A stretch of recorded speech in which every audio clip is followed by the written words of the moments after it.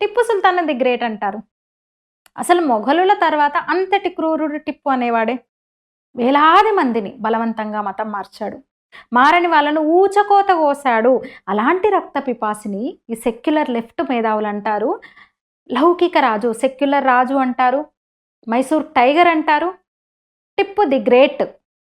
ఎక్కడి నుంచో వచ్చిన ఈ దేశం మీద దండెత్తొచ్చి అరాచకాలు చేసిన అక్బరు ది గ్రేటు, ఇక్కడుండి బలవంతపు మత మార్పిళ్లకు పాల్పడి హిందువులను ఊచకోత కోసిన టిప్పు కూడా ది గ్రేటే.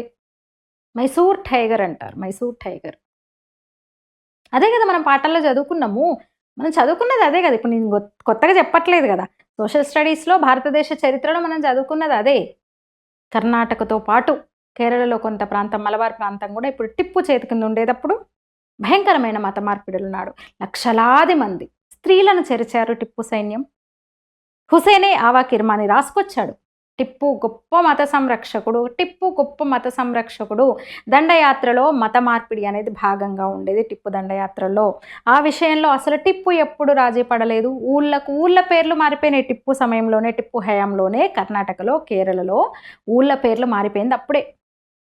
ఇస్లాం తప్ప మరొకటి లేదు అని మౌలానా అలీఖాన్ రాసుకొచ్చాడు టిప్పు అనేవాడని. కానీ మనమేం చదువుకున్నాము?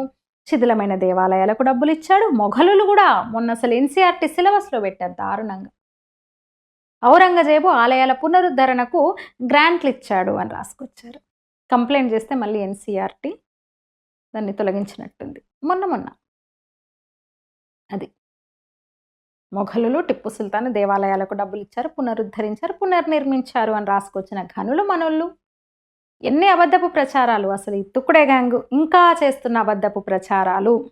వాళ్ళు చేసిన చరిత్ర వక్రీకరణ త్వరలోనే మరొక వీడియోలో నేను వివరంగా చెప్తాను. అమ్మో పిల్ల లెక్కలు నేను ఎప్పుడు అంటా కదా, మామూలుగా అంటారు కదా, రాస్తే రామాయణం అంతా చెప్తే భారతం అంతా అని. అంతకన్నా ఎక్కువ వీళ్ళ అరాచకాలు, దుష్ప్రచారాలు, చరిత్ర వక్రీకరణ. ముఖ్యంగా ఉన్న చరిత్రను, మన వీరుల, మన ఘన చరిత్రను, మన విజయాల చరిత్రను పెట్టలేదు ఎక్కడ మన పాఠ్యాంశాల్లో, మన సిలబస్లో. లేనివన్నీ కల్పించి సర్వమత సహనం విలసిల్లింది. ఇప్పుడు అక్బర్ కాలంలో టిప్పు ది గ్రేట్. భారతదేశంలో లౌకిక రాజుల్లో టిప్పు గొప్పవాడు. అంత తీవ్ర స్థాయిలో తురకల దండయాత్రికులను, తెల్లోళ్లను ఎదుర్కొన్నారు. తీవ్రమైన ప్రతిఘటన అది. ఎక్కడికక్కడ అడుగడుగున ఒక్కో ప్రాంతంలో ఎంతోమంది వీరులు వాళ్ళని ఎదుర్కొని దేశం కోసం, ధర్మం కోసం త్యాగాలు చేశారు. వీరులే కాదు, వీరాంగనలు కూడా ఉన్నారు. చిత్తోడు రాణి పద్మినిని గుర్తు చేసుకుందాం ఈ సందర్భంగా.